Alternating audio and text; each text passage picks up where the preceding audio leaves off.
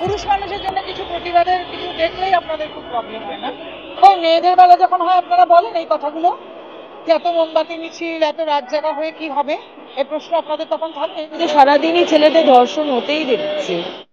প্রতিবাদ তো করবে, প্রতিবাদ করতে হবে, সামনে আসতে হবে, আমাদের মেন্স কমিশন আনতে হবে।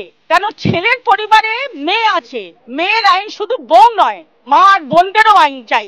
মহিলাদের ইমানসিপেশন করতে গিয়ে তাদের আত্মরক্ষার জন্য আমরা তখন পুরুষদের ভুলে যাই।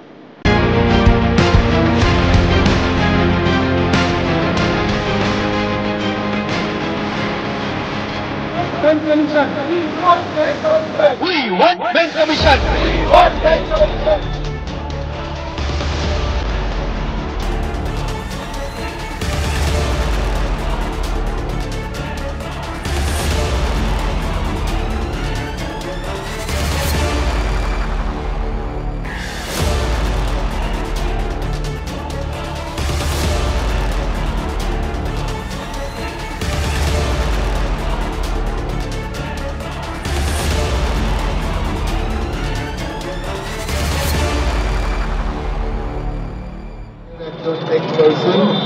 সুইসাইড করেছেন, আমরা এটাকে সুইসাইড বলি না, এটা অ্যাকচুয়ালি প্রি প্ল্যান্ড মার্ডার। এবং শুধু অতুল সুভাষটা একটা ইস্যু আজকে যেটা সারা ভারতবর্ষকে নাড়া দিয়েছে। তো এরকম অতুল সুভাষের মতো প্রত্যেক দিন প্রচুর প্রচুর ভাই আমাদের এরকম সুইসাইড করছে, মারা যাচ্ছে, প্রচুর মা বাবার কোল খালি হচ্ছে, প্রচুর বোন, দিদি, কাকিমা, বৌদিরা নিজেদের ভাই, দেওর, ভাসুর তাদেরকে হারিয়ে ফেলছে। তাদের খোঁজ আমরা রাখি না, কারণ আমরা এমন একটা সমাজে বাস করি আজকের দিনে যেখানে মহিলাদের ওপরে অত্যাচারটাকেই অত্যাচার মানা হয়, কিন্তু পুরুষ মানুষের ওপরেও যে অত্যাচার হচ্ছে বা কোনো এক জায়গায় পুরুষ মানুষ পিছিয়ে আছে সেটা আমরা ভাবার চেষ্টাই করি না। সেটা আইনের দিক দিয়ে শুরু করলাম, কারণ আইনের দিক দিয়ে পুরুষ মানুষের জন্য কোনো রকমই আইন নেই, আর যা আইন আছে সমস্ত কিছুটাই মহিলাদের জন্য। কিন্তু এখানে একটা অবাক প্রসঙ্গ যে আজ মহিলাদের জন্য যেমন ওমেন্স কমিশন আছে, কিন্তু ওমেন্স কমিশনের দায়িত্বটা এইটুকুই যে যেখানে বাড়ির বউরা অর্থাৎ স্ত্রীরা গিয়ে কমপ্লেন করতে পারেন, কিন্তু সেই একই জায়গায় যদি কোনো পুরুষ মানুষের মা বা তার বোন বা তার দিদি অত্যাচারিত হয়, তারা গিয়ে কিন্তু ওমেন্স কমিশনে চট করে কমপ্লেন করতে পারেন না।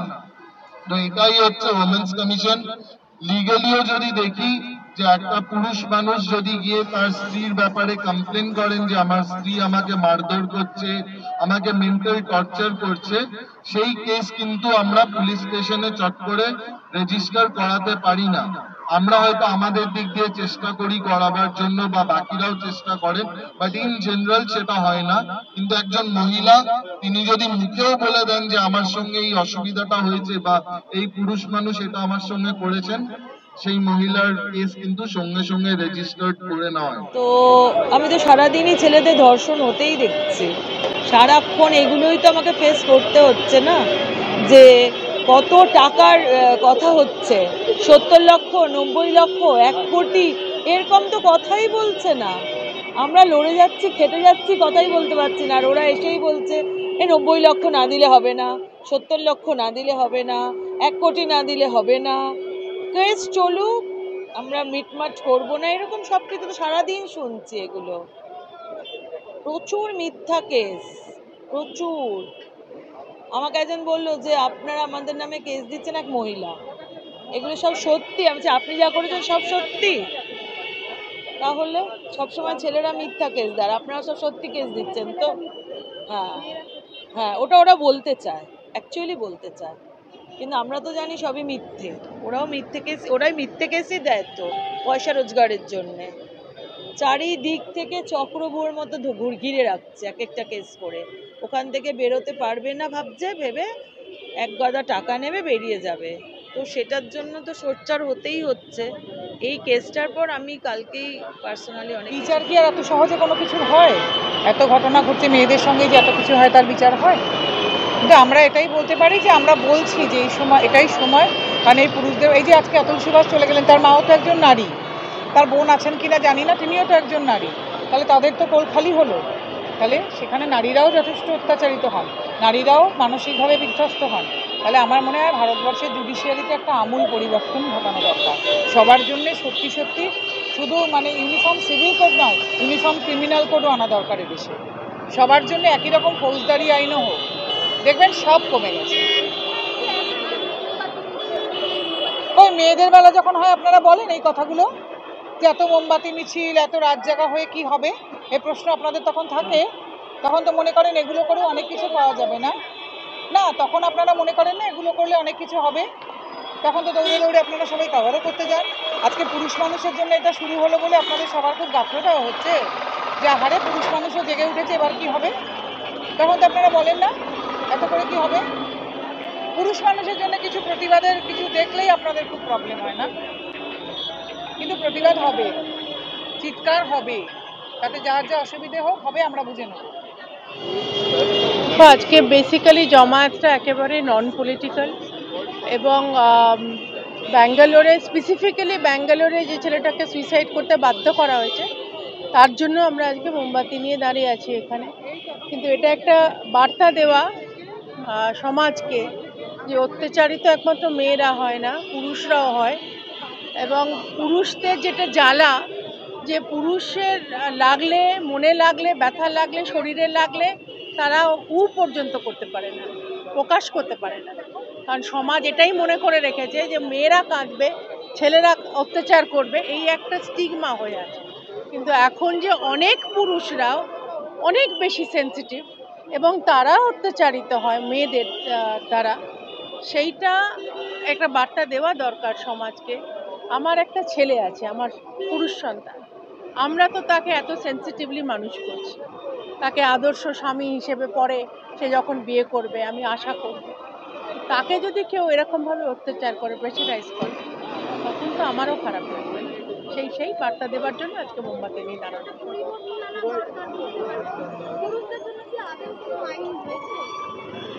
এই মুহূর্তে নেই, তবে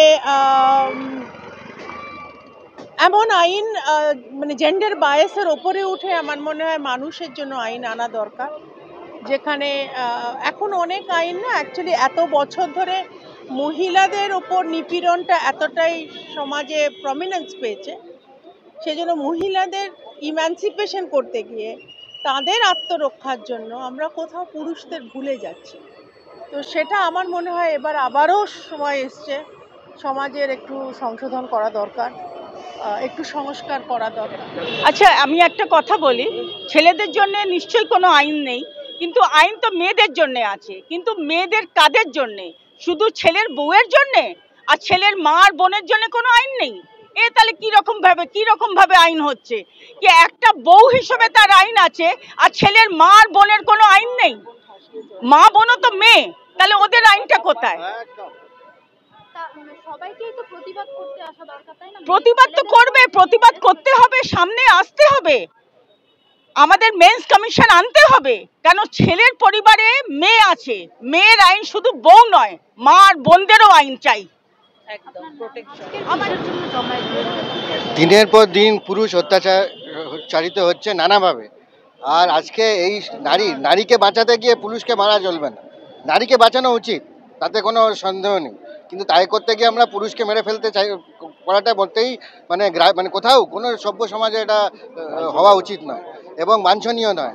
এবং আজকে যে একের পর এক সুইসাইড হচ্ছে, সেদিকে কিন্তু নেলসন সাই মানে অন্য মানে না দেখার ভান করছে আজকে আমাদের জুডিশিয়ারি। তারা সব জানে, পুলিশ, জুডিশিয়ারি, কিন্তু তারা কোনো কিছুই করছে না। এই জন্যই আমরা এখানে জমায়েত হয়েছি। আজকে একটি মহিলা মরলে তার জন্য তো লোকে জমায়েত হয়, কিন্তু পুরুষ মরলে তার জন্য তো কারুর কান্নার আছে। নিশ্চয়ই বলা যায় না, মহিলা হোক, পুরুষ হোক, কিংবা বৃহন্নলা হোক, যেই প্রতিটি প্রাণ মূল্যবান, সেটা আমাদের বুঝতে হবে। হ্যাঁ, লিঙ্গের ঊর্ধ্বে আমাদের উঠতে হবে।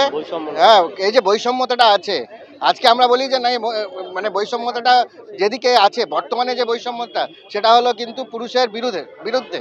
তো সুতরাং আজকে পুরুষই হোক, বৃহন্নলাই হোক, কিংবা আজকে নারী হোক, তো আমাদের সবাইকে সমান, তাকে বিচার সমান দিতে হবে, যে অপরাধী তাকে শাস্তি দিতে হবে। এটাই আমাদের দাবি। আইনের ফাঁক বলে আর আইনের ফাঁক বলে যেটা হচ্ছে আইন যেটা আমাদের আছে আইপিসিতে, সেগুলো তার মিসইউজ করা হচ্ছে।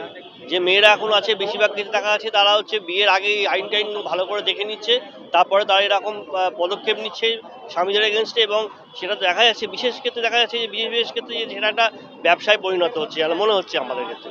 এবং সেক্ষেত্রে বিচার বিভাগকে আরও সক্রিয় হতে হবে, আরও মানবিক হতে হবে, এবং শুধু কতগুলো আইন দিয়ে তাদের ফেভারে সমস্ত কিছু চলে যাবে এবং সেখানে পুরুষরা খুব বাজেভাবে সেখানে তারা ডিপ্রাইভ হবে, এটা আমরা কখনো একটা গণতান্ত্রিক সেটা আমরা কখনোই মেনে নিতে পারি না। আইন সবার জন্য সমান হওয়া উচিত, কিন্তু সেটা সবার জন্য সমান বলছে, কিন্তু দেখা যাচ্ছে যে সেটা একদমই হচ্ছে না। সেটা আজকে অতুল প্রসাদের মৃত্যুতে আমরা দেখতে পাচ্ছি, এবং এটা ঘরে ঘরে হচ্ছে, প্রতিটা ঘন্টায় প্রতি মিনিটে আমাদের ভারতবর্ষে হচ্ছে। সেটাকে দেখতে হবে, সেটা আমাদের জুডিশিয়ারিকে সেটা দেখতে হবে, এবং আমাদের প্রশাসনে যারা আছে তাদের সবাইকে দেখতে হবে যে এরা যেন ঠিকঠাকভাবে আমরা সবাই সমানভাবে যেন বাঁচতে পারি, বাঁচার অধিকার সবার আছে, সমানভাবে আছে, সেটা যেন বাঁচতে পারি সমানভাবে। ডক্টর সঞ্জয় দাস। আমার নাম মমর্দ তালুকদার।